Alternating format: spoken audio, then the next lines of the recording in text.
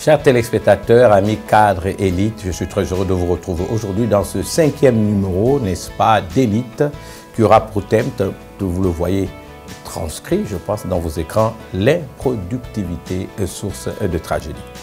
Il n'y a pas, à mon sens, meilleur texte biblique, n'est-ce pas, que dans les évangiles, cette parabole de notre Seigneur Jésus-Christ pour nous révéler toute la quintessence des vérités fondamentales qui se cachent derrière cette parabole. Nous lisons donc dans l'évangile de Luc, chapitre 1, à la première partie du verset 6. En ce même temps, quelques personnes qui se trouvaient là racontaient à Jésus ce qui était arrivé à des Galiléens dont Pilate avait mêlé le sang à celui de leur sacrifice. Il leur répondit, « Croyez-vous que ces Galiléens fussent plus grands pécheurs que tous les Galiléens parce qu'ils ont souffert de la sorte?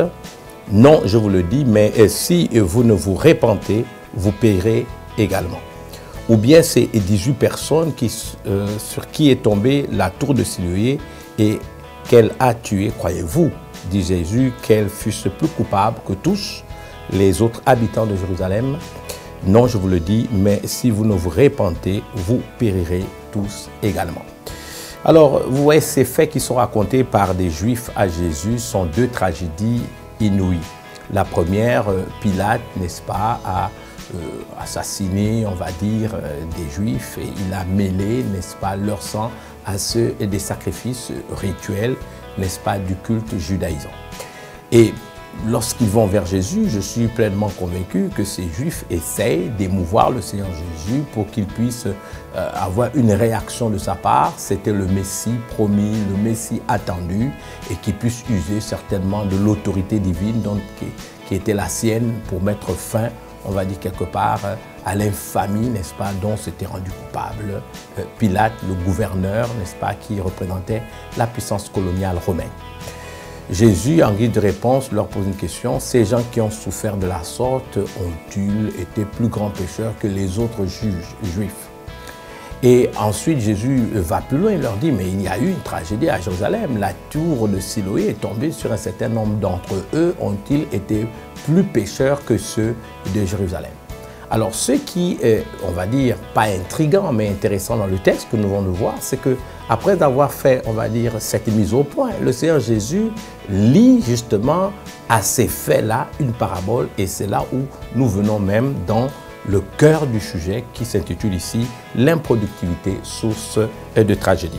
Je continue donc ma lecture parce que ici, c'est le point culminant de cette parabole. Pourquoi donc le Seigneur Jésus a-t-il lié, n'est-ce pas, ces événements tragiques et en présentant cette parabole comme quelque part une réponse aux interrogations de ces Juifs, n'est-ce pas, qui étaient totalement renversés de l'acte infâme posé par notre proconsul qu'on appelle Pilate.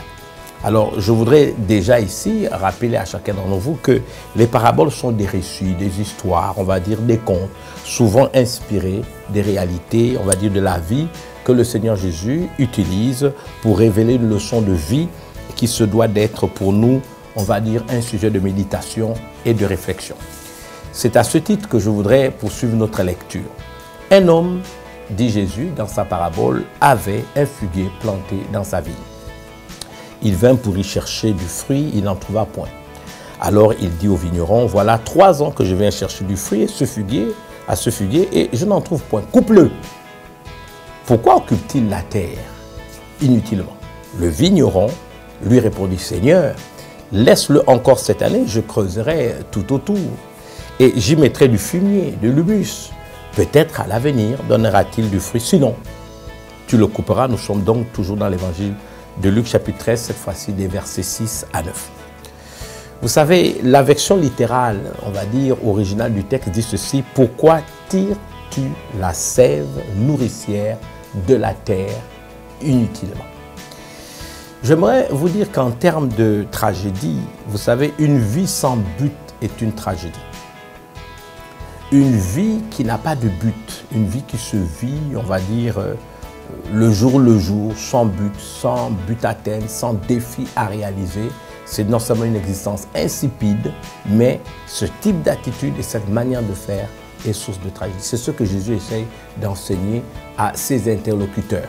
Vous savez, comme aujourd'hui, avec, on va dire, les réseaux sociaux qui occupent la plupart du temps, n'est-ce pas, l'énergie que nous avons. Je ne dis pas que les réseaux sociaux sont des mauvaises choses. Aujourd'hui, nous avons la possibilité d'être dans les médias à travers les réseaux sociaux, à travers Facebook, WhatsApp, Instagram. Aujourd'hui, vous avez Telegram, vous avez Twitter. On peut s'informer.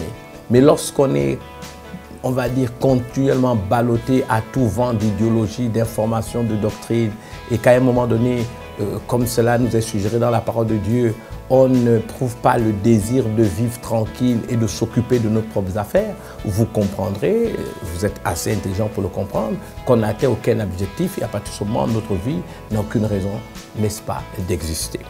Alors, quel est donc le but de votre vie? C'est la question que je voudrais vous laisser. Quel est en fait le but de votre existence? La question du Seigneur aurait pu être à cet arbre que nous représentons quelque part. Pourquoi respires-tu l'oxygène inutilement? Parce que nous tous, nous avons part à cet oxygène. Et pourquoi dois-je respirer cet oxygène sans donner une valeur ou, n'est-ce pas, à mon existence ou sans pour autant relever les défis qui sont liés, n'est-ce pas, à la réalisation des desseins de Dieu pour ma vie? C'est la raison pour laquelle je voudrais dire que cet attentisme, le fait d'être totalement là sans rien faire, est véritablement source de tragédie.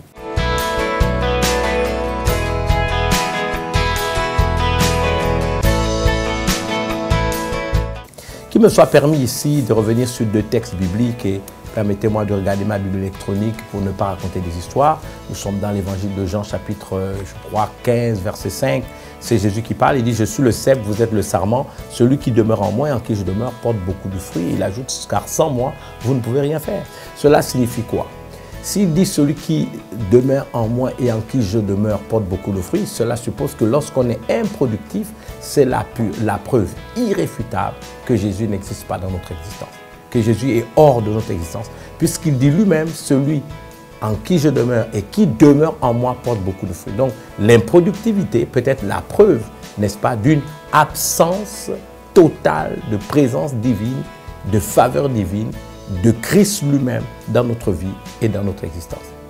Mais lorsque nous continuons, certains pourront me dire « Oui, mais vous racontez des histoires, nous connaissons des voleurs, des détournements des deniers publics qui s'enrichissent, des gens qui n'ont pas besoin d'avoir Jésus et qui réussissent dans leur vie. Donc comment expliquer que eux, ils réussissent sans Jésus et affirmer, n'est-ce pas, une telle assertion? » Mais permettez-moi de continuer, parce que le Seigneur Jésus, peut-être, semble-t-il, savait que cette question aurait pu lui être posée. Alors il ajoute au chapitre toujours 15 de Jean, mais au verset 15, verset 16, « Ce n'est pas vous qui m'avez choisi, mais moi je vous ai choisi et je vous ai établi, écoutez bien, afin que vous alliez, que vous portiez du fruit et que votre fruit demeure. » Il va même plus loin en ajoutant afin que ce que vous demanderez au Père en mon nom, il vous le donne. Donc, quelque part même, quelqu'un qui est improductif, Dieu n'exauce pas sa prière. Mais ce qui est beaucoup plus important, c'est qu'il n'est pas question seulement de porter du fruit.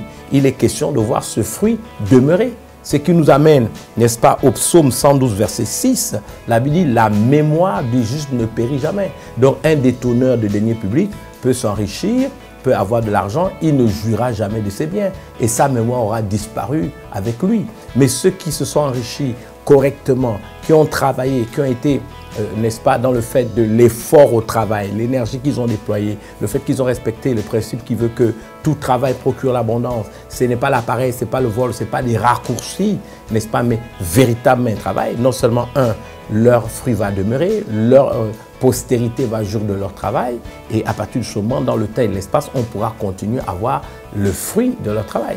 Mais Dieu n'accorde pas à ceux qui choisissent des voies détournées, tout simplement, de voir leur fruit demeurer. Et ça, nous devons le garder à l'esprit. Alors, je voudrais revenir ici, alors que je suis en train de commencer à chuter, sur une autre réalité, c'est qu'un oiseau qui ne vole pas est une offense à Dieu. Il aura vite fait de se faire attraper par, on va dire, un prédateur, un chat ou un animal pour en faire un festin. Donc vous voyez, si nous ne produisons pas de fruits, un oiseau a deux ailes, donc il est fait pour voler. Un oiseau qui ne vole pas, ce n'est pas une erreur de la création, c'est une offense faite à Dieu et vous savez, un prédateur va le prendre. Alors beaucoup de gens qui ne font rien de leur vie, la vie va vous bouffer, les circonstances, n'est-ce pas, et les événements de cette vie vont vous avaler et vous n'irez nulle part. Permettez-moi aussi d'ajouter ce qui suit. Et vous savez, c'est une dame que j'apprécie, j'ai lu certains de ses livres, je connais son histoire, elle s'appelle Simone Veil, rescapée, on va dire, de la Shoah et femme politique française qui a même présidé, je pense, aux destinées du Conseil européen. Cette femme a dit « Toutes les tragédies que l'on peut imaginer reviennent à une seule et unique tragédie, laquelle? L'écoulement du temps. Si le temps ne le gère pas, si on ne s'investit pas, alors je pense que nous allons vivre des tragédies. » Et je voudrais conclure avec ce texte de Genèse chapitre 1, verset 11. La Bible déclare « Puis Dieu dit que la terre produise de la verdure, de l'herbe portant de la semence, des arbres fruitiers selon leur espèce, ayant en eux leur semence sur la terre. Et cela fut ainsi. » Nous sommes dans Genèse chapitre 1, verset 11. Mais vous savez, dans le texte original hébreu, on ne parle pas des arbres fruitiers. On parle des arbres fruits portant du fruit selon leur espèce. Et ça, c'est extraordinaire. Pourquoi l'arbre en lui-même devait être un arbre fruit portant des fruits? Parce que si c'est un arbre fruit, ça veut dire que déjà la personne elle-même est productive et au-delà de sa propre productivité, elle en fait assez pour pouvoir être en bénédiction à d'autres. Vous voyez pourquoi l'improductivité est source de tragédie? Parce que si nous ne pouvons pas faire en sorte que les fruits qui abondent en nous soient en bénédiction aux autres, en acceptant le statut d'improductif, nous ne serons pas utiles à Dieu. Je suis heureux d'avoir été avec vous. Que Dieu vous bénisse et prenez conscience que le regard de Dieu est sur vous. Je prie pour vous, je vous aime. Et à la prochaine émission. Shalom. Que Dieu vous bénisse. Merci. La destinée d'une nation ou celle d'un être humain ou d'une personne dépend de la manière dont elle se nourrit. Vous devez savoir, et nous le croyons de tout notre cœur, que nos nations, n'est-ce pas, ont des potentialités immenses. Mais comment expliquer qu'au-delà de ces potentialités, nous vivons souvent dans une atmosphère délétère? Nous pouvons nous inspirer de ce que dit la Bible dans ce merveilleux récit de 2 Rois, chapitre 2, à partir du verset 19. Le pays est bon, mais les eaux sont mauvaises. Dans l'imagerie biblique, vous remarquerez que la Bible veut nous enseigner sur le fait qu'en accord avec Apocalypse chapitre 17, verset 15, les eaux symbolisent, n'est-ce pas, des peuples, des foules, des nations et des langues. C'est donc à ce niveau qu'il faut faire un travail et c'est la raison pour laquelle nous pensons qu'il faut susciter une élite. Élite dans la terminologie biblique ou dans l'étymologie biblique signifie également gloire. L'élite d'une nation, c'est sa gloire. C'est pour ça que nous avons fait le choix de former une élite, n'est-ce pas, pour illuminer les yeux de leur cœur et renouveler leur intelligence. Pourquoi? Parce que être membre d'une élite, qu'on soit élite dans la nation, élite dans la société, même dans le monde séculier, ou élite dans le corps de Christ, il n'en demeure pas moins que ce sont des hommes et des femmes d'influence qui ont donc mission d'impacter sur la majorité des peuples. Le concept donc de cette émission se veut de donner des enseignements fondamentaux qui permettront à nos élites d'être équipées et d'être donc capables d'œuvrer à la restauration et à la guérison de nos nations en étant donc des vases neufs, c'est-à-dire des gens libérés de toutes sortes de préjugés et de mauvaises croyances, des vases neufs remplis de sel. Donc dans le zèle que leur donnera ces enseignements, cet évangile, imbibé de l'empreinte du Saint-Esprit pour qu'ils soient capables de freiner toute corruption. C'est le défi que j'ai choisi de relever avec vous tout au long de cette émission. Shalom et que Dieu vous bénisse. Même si tous sont oubliés, que Jésus fut crucifié, même s'ils ont tous effacé les bienfaits de son passé.